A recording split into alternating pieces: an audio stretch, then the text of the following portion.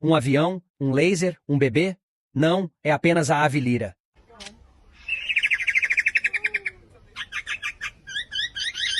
A ave lira é um pássaro australiano, como todo bicho esquisito. Esse corno pode alcançar mais de 90 centímetros e pode pesar quase 1 quilo. Ele é notável por sua impressionante capacidade de imitar sons naturais e artifícios do ambiente, bem como sons de outros animais e até outros cantos e pássaros. De onde eu venho, isso se chama plágio. Além disso, possui uma cauda chamativa, o que fez ela ser associada a perdizes, fazões e similares. A imitação desse arrombado só é possível devido à estrutura especial da sua seringue, que pode ser comparada à das nossas cordas vocais.